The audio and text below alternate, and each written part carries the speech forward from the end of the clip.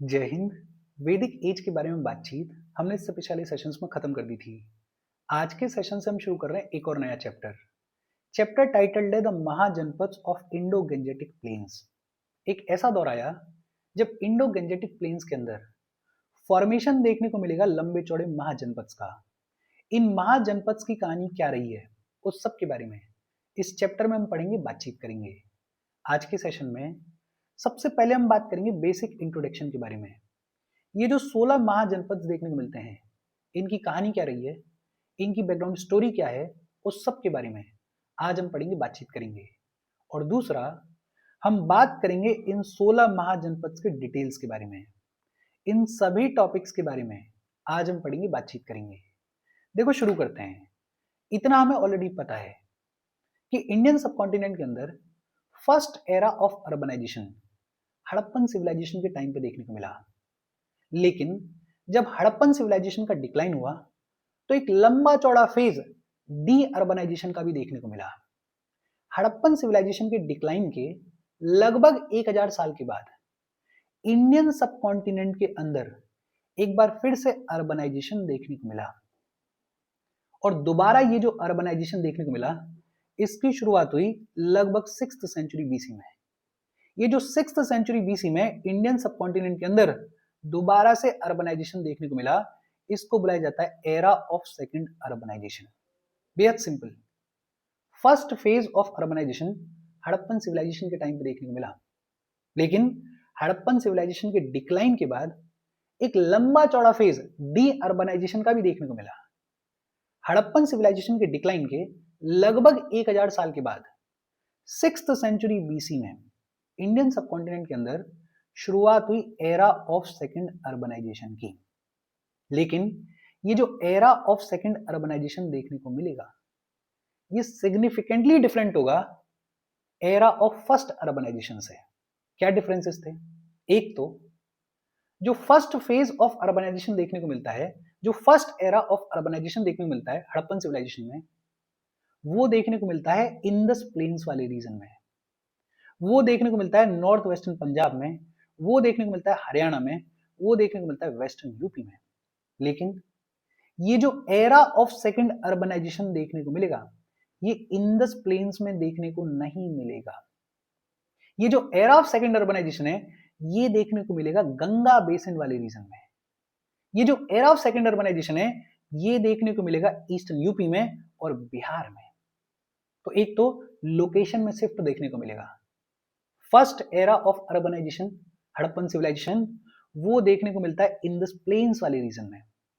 ये जो era of second urbanisation है, ये देखने को मिलेगा गंगा बेसिन वाले रीजन में, ईस्टर्न यूपी में और बिहार में।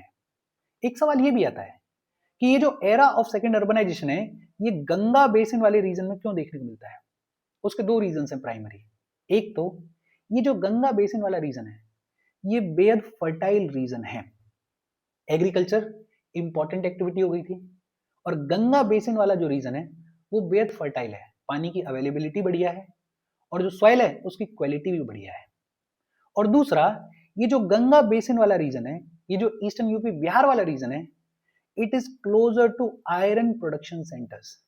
आज भी जितने भी आयरन प्रोडक्शन सेंटर्स हमारे कंट्री में देखने को मिलते हैं, वो इस गंगा बेसिन के इर्द गिर्द देखने को मिलते हैं। और आयरन बेहद इंपॉर्टेंट हो गया था, आयरन का यूज लोगों को समझ में आ गया था, बिकॉज एक तो एग्रीकल्चर जो है वो प्राइमरी एक्टिविटी हो गई थी। अब लंबे चौड़े फॉरेस्ट काटने हैं, उन फॉरेस्ट को काट के एग्रीकल्चर लैंड में कन्वर्ट करना है, हार्ड सॉइल है उसको कल्टीवेट करना है, इस सब के लिए जरूरत थी एग्रीकल्चरल टूल्स की। और ये जो एग्रीकल्चरल टूल्स हैं, ये बनाए जाते थे आयरन से। और दूसरा, महाजनपद्स की एज है, लार्ज टेरिटोरियल स्टेट्स की एज है। और जब लार्ज टेरिटोरियल स्टेट्स डेवलप होंगे तो उनके बीच में स्ट्रगल देखने को मिलेगा, उनके बीच में बैटल्स देखने को मिलेंगे, और इन बैटल्स के लिए जरूरत थी वेपन्स की। और ये जो वेपन्स हैं, इनको बनाया जाता था आयरन से। तो आयरन की इंपॉर्टेंस थी। तो ये जो सेकंड फेज ऑफ अर्बनाइजेशन देखने को मिलता है, ये देखने को मिलता है in the areas in the region closer to iron production centres. और दूसरा, ये जो गंगा बेसिन है, ये अपने आप में फर्टाइल हुआ करता था, और agriculture kind of primary activity हुआ करती थी। समझ में आना चाहिए आपको कि ये जो एरा ऑफ सेकेंड अर्बनाइजेशन है ये ईस्टर्न यूपी और बिहार वाले रीजन में, या फिर ये कहें कि गंगा बेसिन वाले रीजन में क्यों देखने को मिलता है। अच्छा, परमानेंट सेटलमेंट्स की शुरुआत हो गई थी बिकॉज अब एग्रीकल्चर डोमिनेंट एक्टिविटी है, तो जब एग्रीकल्चर होगा तो परमानेंट सेटलमेंट देखने को मिलेगा। और जब परमानेंट सेटलमेंट्स की शुरुआत हुई तो शुरुआत हुई जनपद्स के फॉर्मेशन की, तो शुरुआत हुई टेरिटोरियल स्टेट्स के फॉर्मेशन की। ये जो जनपद्स फॉर्म हुए, ये जो टेरिटोरियल स्टेट्स फॉर्म हुए, इनको कंट्रोल करते थे किंग्स।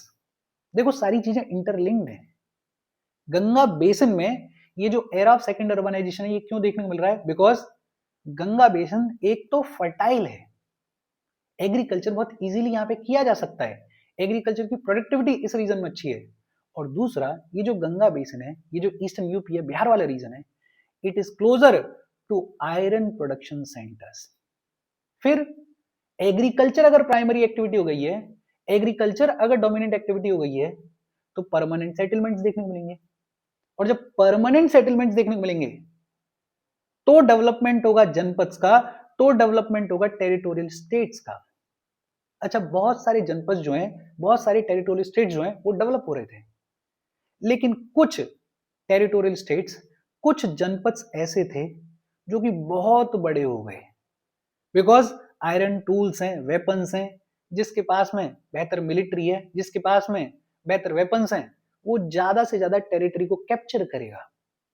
तो कुछ जनपद, कुछ टेरिटोरियल स्टेट्स ऐसे थे जो कि बहुत ज्यादा बड़े हो गए, और ये जो लार्ज टेरिटोरियल स्टेट्स डेवलप हुए, इन्हीं को क्या बुलाया जाता है, इन्हीं को बुलाया जाता है महाजनपद। क्या बुलाया जाता है, महाजनपद बुलाया जाता है।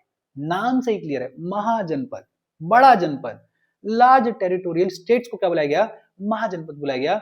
और ये जो महाजनपद हैं ये ज्यादातर कहां पे देखने को मिले, ये ज्यादातर नॉर्दर्न इंडिया में देखने को मिले। अच्छा, ज्यादातर महाजनपद जो हैं वो देखने को मिलते हैं नॉर्थ ऑफ विंध्यास। विंध्यास लगभग यहां पर है, और विंध्यास के नॉर्थ में ज्यादातर महाजनपद जो हैं वो सिचुएटेड हुआ करते थे, वो लोकेटेड हुआ करते थे। थोड़ा और प्रिसाइजली बात करें तो ये जो महाजनपद हैं ये देखने को मिलते थे between Bihar in the east and north west frontier of सब कॉन्टिनेंट। ये जो महाजनपद हैं ये देखने को मिलते थे Bihar in the east and north west frontier of the sub continent के बीच में। अच्छा, लार्ज टेरिटोरियल स्टेट्स हैं, महाजनपद हैं। अब ये जो लार्ज टेरिटोरियल स्टेट्स हैं जब ये डेवलप होंगे, जब ये ग्रो करेंगे, तो इनके बीच में सुप्रीमेसी की लड़ाई देखने को मिलेगी या नहीं देखने को मिलेगी। बट ऑब्वियसली बात है, कॉमन सेंस है कि लार्ज टेरिटोरियल स्टेट्स हैं तो स्ट्रगल देखने को मिलेगी, सुप्रीमेसी की बैटल्स देखने को मिलेंगी। तो कॉन्स्टेंटली ये जो महाजनपद की एज है, ये जो 16 महाजनपद डेवलप होंगे, इनके बीच में स्ट्रगल चलता रहेगा फॉर सुप्रीमेसी। महाजनपद की एज लगभग शुरू होती है 600 बीसी से, और लगभग 300 बीसी तक ये जो महाजनपद की एज है ये देखने को मिलती है। बुद्धिस्ट टेक्स्ट के अंदर एक शब्द यूज किया गया है, और वो शब्द क्या है, अंगुतारा निकाय। अंगुतारा निकाय का मतलब क्या होता है, अंगुतारा निकाय का मतलब है land between Himalayas and Narmada. Himalayas और नर्मदा रिवर के बीच में जो लैंड है उसको क्या बुलाया गया है, उसको बुलाया गया है अंगुतारा निकाय। और बताया गया है कि ये जो अंगुतारा निकाय है, ये जो land between Himalayas and Narmada river हुआ करती थी, इट वॉज डिवाइडेड इंटू 16 महाजनपद। ये जो लैंड है हिमालयाज और नर्मदा के बीच में, इस लैंड में 16 महाजनपद देखने को मिलते थे। इस लैंड पे 16 इंडिपेंडेंट स्टेट्स देखने को मिलते थे। This land was divided into 16 large territorial states. बेहद सिंपल और इजी सी बातचीत है। कौन कौन से 16 महाजनपद देखने को मिलते थे, मैप में आप देख सकते हो। जैसे एक खम्बोज हुआ करता था, एक गांधार हुआ करता था, एक कुरु हुआ करता था, एक सुरसेन हुआ करता था, एक मत्स्य हुआ करता था।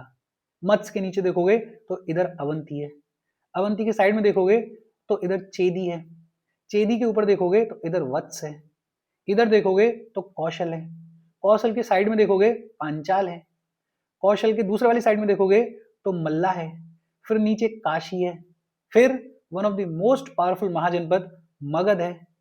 उधर देखोगे तो इधर वाजी है, मगध के बगल में अंग है, और नीचे अगर देखोगे तो अशका है। और अशका की खास बात क्या है, सदर्न साइड में इकलौता महाजनपद जो देखने को मिलता है वो कौन सा है, वो अशका है। कौन सा है, अशका है। इन 16 महाजनपद के नाम रखने की जरूरत नहीं है, इनके बारे में अभी डिटेल में हम पढ़ेंगे।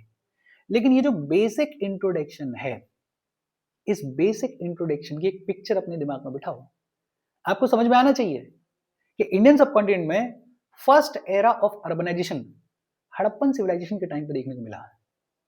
हड़प्पन सिविलाइजेशन के डिक्लाइन के लगभग 1000 साल के बाद 6th सेंचुरी बीसी में इंडियन सबकॉन्टिनेंट के अंदर शुरुआत हुई एरा ऑफ सेकंड अर्बनाइजेशन की।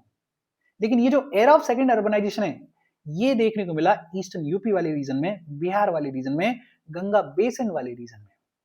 क्यों देखने को मिला गंगा बेसिन वाले रीजन में? बिकॉज एक तो ये जो गंगा बेसिन वाला रीजन है, ये बेहद फर्टाइल रीजन है।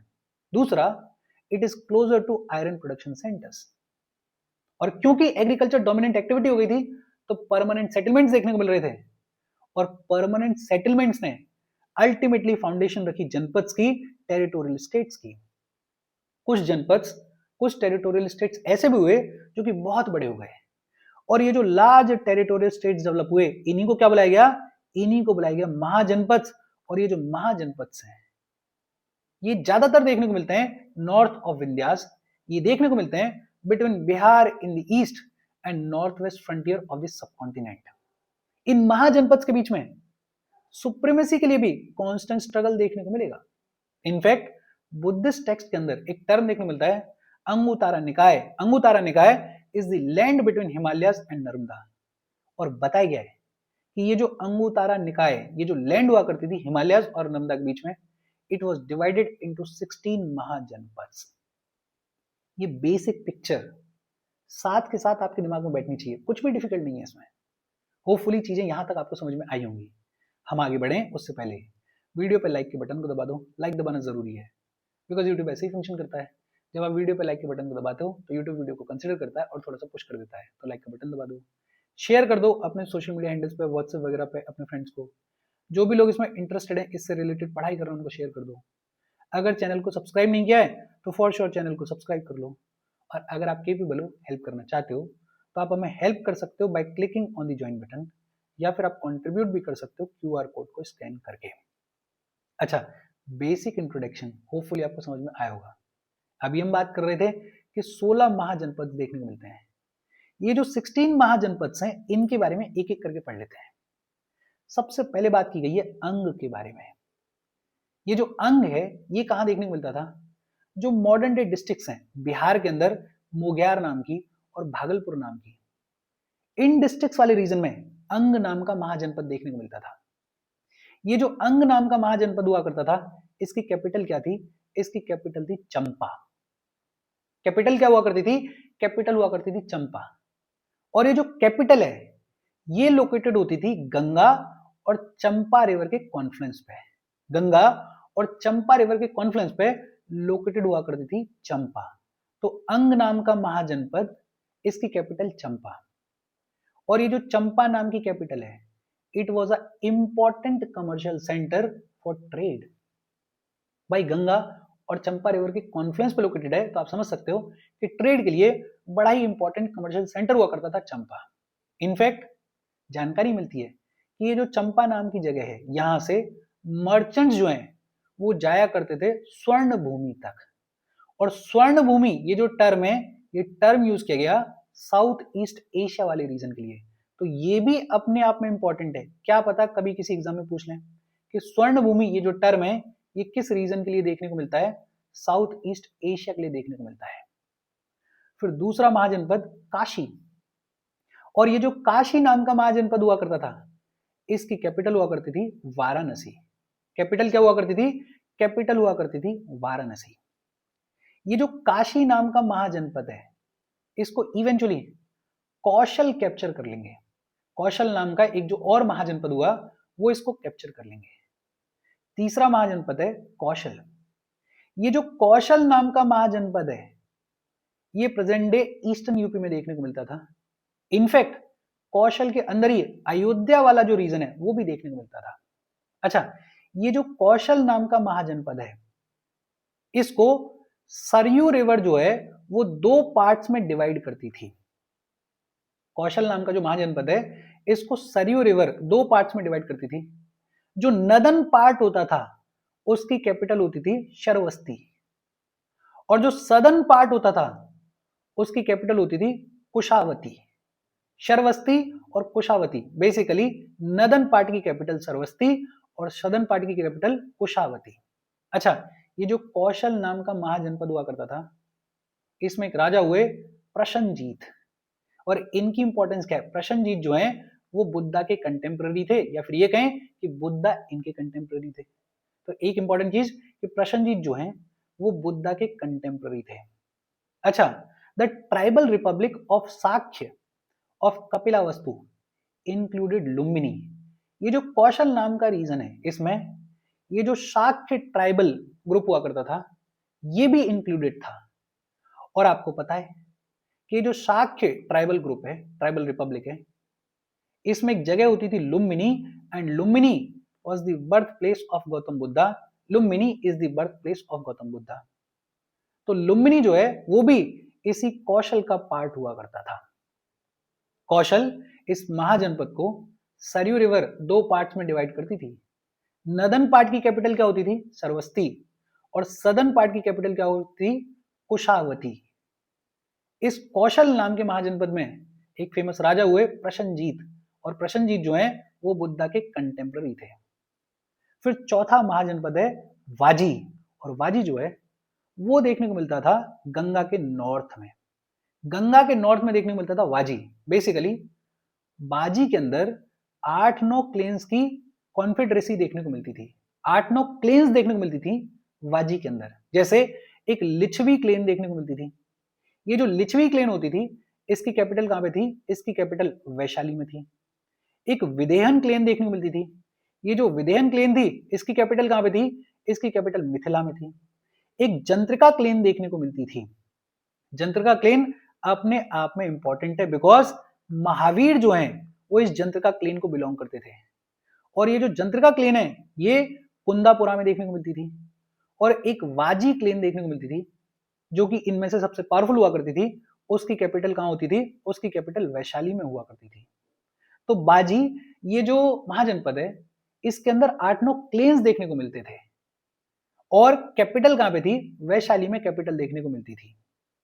ये जो वाजी है, इसके राजा हुए चेतक, और चेतक इनकी खास बात क्या है? एक तो ये त्रिशाला के भाई थे। त्रिशाला जो कि महावीर की मां हैं, जिनके बारे में आगे चलते हम पढ़ेंगे। त्रिशाला के भाई हुआ करते थे चेतक। और दूसरा, ये फादर थे चेलना के। चेलना जो कि मगध किंग बिंबिसार की वाइफ बनेंगी आगे जाके, उन चेलना के ये फादर थे। तो चेतक, इनकी भी इंपॉर्टेंस है, मतलब सिग्निफिकेंट फैमिली रिलेशंस हैं। महावीर जो इतना बड़ा नाम हुए, उनकी मदर के भाई थे ये। त्रिशाला उनकी मदर का नाम था, और चेलना जो कि वाइफ बनेंगी मगध किंग बिंबिसार के, उनके ये फादर थे। कि जो वाजीज हैं, इनको अल्टीमेटली अजात शत्रु हराएंगे और मगध में मिला लेंगे। अजात शत्रु जो कि बिंबिसार के बेटे हैं, सन हैं, वही अजात शत्रु इन वाजीज को हराएंगे और मगध एम्पायर का हिस्सा बना लेंगे। महावीर जो हैं वो बिलोंग करते थे जंत्रिका ट्राइब को। अभी हमने बात की है। देखो, बेहद सिंपल तौर पे चीजें याद रखनी है, एक एक चीज नहीं रटनी है, लेकिन हाँ थोड़ा थोड़ा याद रखो कि जैसे अंग है, अंग की कैपिटल क्या थी? चंपा। काशी, काशी की कैपिटल क्या थी? वाराणसी। कौशल, कौशल की 2 कैपिटल्स थी। उसका रीजन क्या है कि सरयू रिवर जो है वो कौशल को 2 पार्ट्स में डिवाइड किया करती थी। नदन पार्ट की कैपिटल सरवस्ती और सदन पार्ट की कैपिटल कुशावती। इसमें एक राजा हुए प्रसन्नजीत, जो कि बुद्धा के कंटेम्पररी हुआ करते थे। वाजी, वाजी में 8-9 क्लेन्स देखने को मिलती थी। 2 सबसे इंपॉर्टेंट, एक तो लिच्छवीज और दूसरे जंत्रिकास, और वाजीज तो खुद हैं। जंत्रिका क्यों इंपॉर्टेंट है? बिकॉज महावीर जो है वो जंत्रिका ट्राइब से बिलोंग करते थे, और लिच्छवीज के बारे में तो आपने सुना ही होगा। अच्छा, ये जो वाजी है, इसमें एक बड़े फेमस किंग हुए चेतक।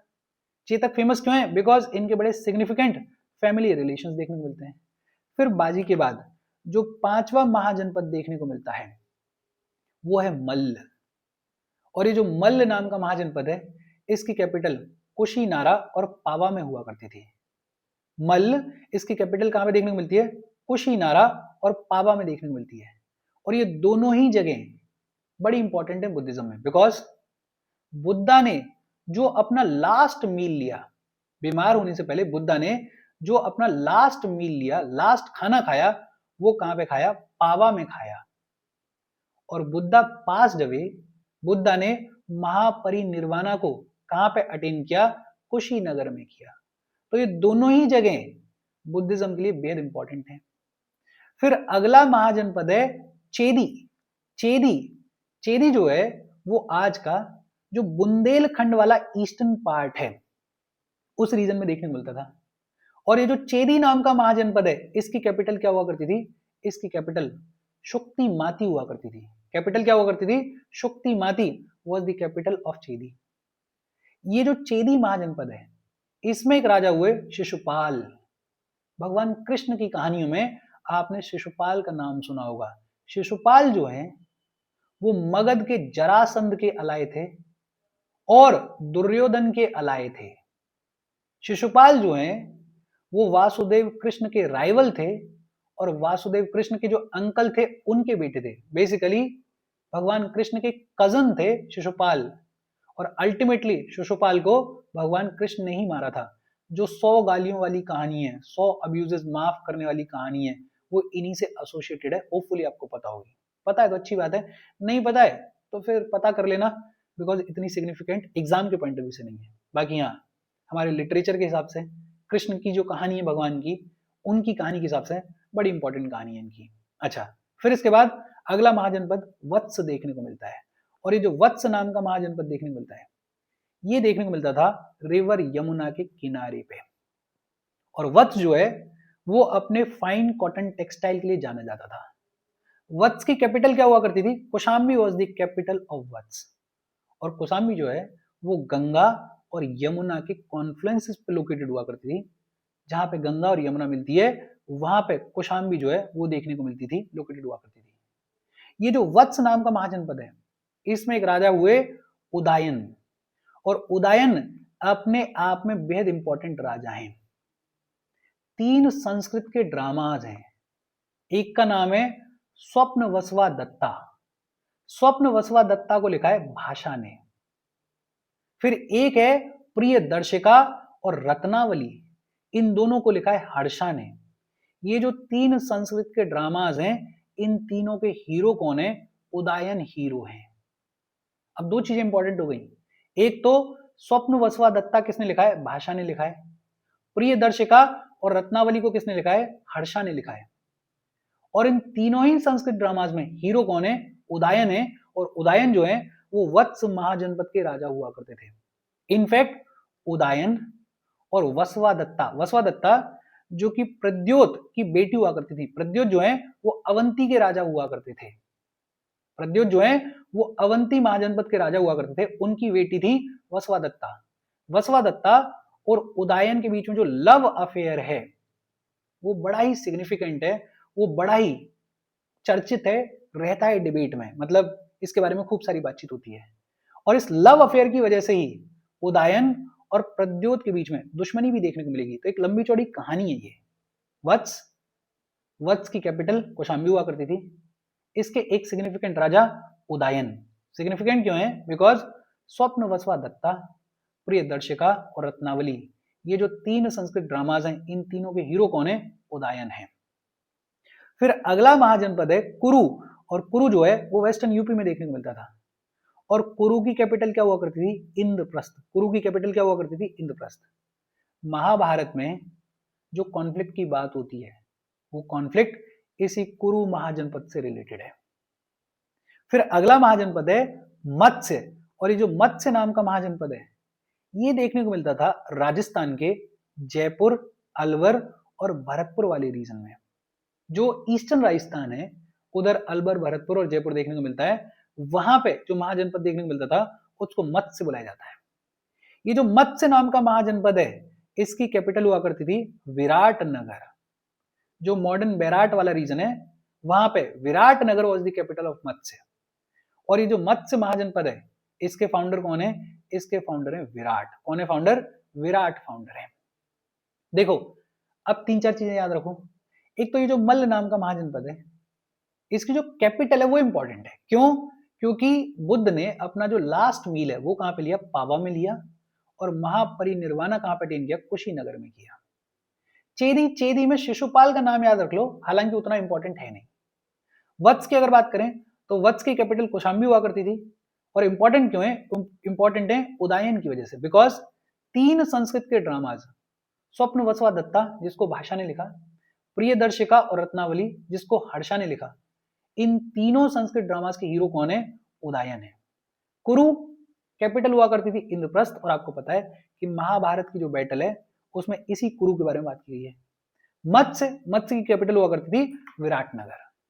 फिर इसके बाद सुरसेन, और सुरसेन की कैपिटल हुआ करती थी मथुरा। आज का जो मथुरा है वो कैपिटल हुआ करती थी सुरसेन की। सुरसेन में राजा हुए अवंतीपुर, और अवंतीपुर जो है वो बुद्धा के डिसाइपल थे। बेहद सिंपल। सुरसेन कैपिटल मथुरा, राजा अवंतीपुर, और अवंतीपुर जो है वो बुद्धा के डिसाइपल हुआ करते थे।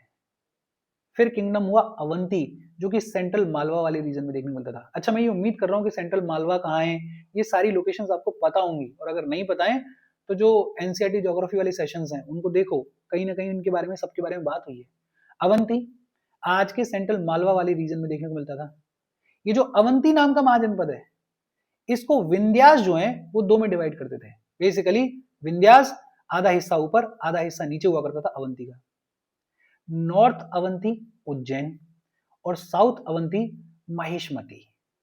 ये जो अवंती है इसमें एक राजा हुए प्रद्योदत्त, और प्रद्योदत्त अभी हमने बात करी उदयन का लव अफेयर था वसवा दत्ता के साथ में, उनके फादर थे। तो इसको थोड़ा सा याद रख लो, बहुत ज्यादा इंपॉर्टेंट तो नहीं है। गांधार, गांधार जो है वो मॉडर्न पेशावर और रावलपिंडी, पाकिस्तान में जो पेशावर और रावलपिंडी वाला रीजन है उसमें, और कश्मीर वैली वाले रीजन में लोकेटेड हुआ करता था गांधार। और गांधार की कैपिटल हुआ करती थी तक्षशिला, और तक्षशिला के बारे में फॉर श्योर आपने सुना होगा। ट्रेड का और लर्निंग का बड़ा ही मेजर सेंटर हुआ करता था तक्षशिला। तो गांधार की कैपिटल हुआ करती थी तक्षशिला, और गांधार में एक राजा देखने को मिले पुष्करेशरिन। पुष्करेशरिन ये जो राजा देखने को मिले, इनके मगध के साथ में कोर्डियल रिलेशंस थे। मगध के साथ में इनके अच्छे रिलेशंस थे, लेकिन अवंती के साथ में इनका वॉर था, और सक्सेसफुली वो वॉर इन्होंने लड़ा। एक इंस्क्रिप्शन है बेहुस्तून इंस्क्रिप्शन, कहां पे देखने को मिलता है? ईरान में देखने को मिलता है। बेहुस्तून इंस्क्रिप्शन जो है वो डेरियस ने तैयार करवाया, एम्परर डेरियस ने तैयार करवाया। और ये जो बेहुस्तून इंस्क्रिप्शन है ये बात करता है कि गांधार को पर्शियंस ने कॉन्कर किया था। कब कॉन्कर किया था? लेटर 6th सेंचुरी बीसी में। गांधार की कैपिटल तक्षशिला हुआ करती थी। Takshashila was the major centre of trade and learning. इसमें एक राजा हुए पुष्करेशरिन, इनके मगध के साथ में अच्छे रिलेशंस थे। अवंती को इन्होंने सक्सेसफुली हराया। और एक इंस्क्रिप्शन है बेहुस्तून इंस्क्रिप्शन, जो कि ईरान में देखने को मिलता है, डेरियस ने तैयार करवाया था। और ये जो बेहुस्तून इंस्क्रिप्शन है इसमें बताया गया है कि गांधार को पर्शियंस ने 6th सेंचुरी बीसी में कॉन्कर किया। फिर अगला महाजनपद है खम्बोज, और खम्बोज जो है वो कश्मीर वाले रीजन में, और जो नॉर्थ वेस्ट फ्रंटियर प्रोविंस हुआ करता था उस रीजन में देखने को मिलता था। ये जो खम्बोज नाम का महाजनपद है इसकी कैपिटल हुआ करती थी पूंछ। पूंछ कहां पे लोकेटेड है? कश्मीर वाले रीजन में। पूंछ वाज द कैपिटल ऑफ खम्बोज। और खम्बोज की खास बात क्या है कि it was known for the excellent breed of horses. Horses की एक्सीलेंट ब्रीड के लिए जाना जाता था खम्बोज। फिर अगला महाजनपद है अशवाका, और अशवाका जो है वो गोदावरी रिवर के किनारे पर लोकेटेड था। ये जो अशवाका है इसकी कैपिटल हुआ करती थी पोटली। कैपिटल क्या हुआ करती थी? पोटली। अशवाका जो है वो तेलंगाना वाले रीजन में, ये जो निजामाबाद है, ये जो बोधान है, आज की जो डिस्ट्रिक्ट्स हैं, उस रीजन में देखने को मिलता था अशवाका। अशवाका की खास बात क्या है कि ये इकलौता ऐसा महाजनपद है जो कि साउथ ऑफ विंध्यास देखने को मिलता है, जो कि दक्षिण पथ पे देखने को मिलता है। दक्षिण पथ के बारे में ऑलरेडी हमने पढ़ा हुआ है, होपफुली आपको याद होगा। तो Ashvaka, Ashvaka is the only mahajanapada which is located south of Vindhyas, south of Vindhyas देखने को मिलता था। और लास्ट है मगध। मगध अपने आप में बेहद पावरफुल महाजनपद हुआ, इसके बारे में इन डिटेल पढ़ेंगे। इसकी कैपिटल राजगृह हुआ करती थी, और मगध की जो सुप्रीमेसी है वो स्टेब्लिश होने लगी हरियंका डायनेस्टी के आने के बाद। हरियंका डायनेस्टी के बारे में हम पढ़ेंगे। ये 16 महाजनपद हैं जिनके बारे में आपको पता होना चाहिए। देखो इस पेज में मगध इंपॉर्टेंट है, लेकिन मगध के बारे में अलग से पढ़ेंगे। अश्वाका इसलिए इंपॉर्टेंट है बिकॉज साउथ ऑफ विंध्यास इकलौता महाजनपद यही देखने को मिलता है। बाकी गांधार, गांधार के बारे में याद रखना बिकॉज गांधार जो है वो इंपॉर्टेंट है तक्षशिला की वजह से। Takshashila was the major centre of trade and learning. Behistun inscription को भी याद रखना बिकॉज इसमें बात की गई है कि पर्शियंस ने गांधार को लेटेस्ट 6th सेंचुरी बीसी में कॉन्कर किया। बाकी तो छोटी छोटी चीजें हैं, और इधर जो इंपॉर्टेंट चीजें वो हमने देख ही ली हैं। ये 16 महाजनपद हैं। जाते जाते मैं ये जरूर बोलूंगा कि इनको रटना मत, लेकिन हाँ कुछ जनपद ऐसे हैं, महाजनपद ऐसे हैं जिनमें एक दो चीज इंपॉर्टेंट है, तो जो इंपॉर्टेंट चीज है उसको पिक कर लेना। बाकी यहाँ तक कोई डाउट हो तो कमेंट करके पूछ लेना। Thank you very much.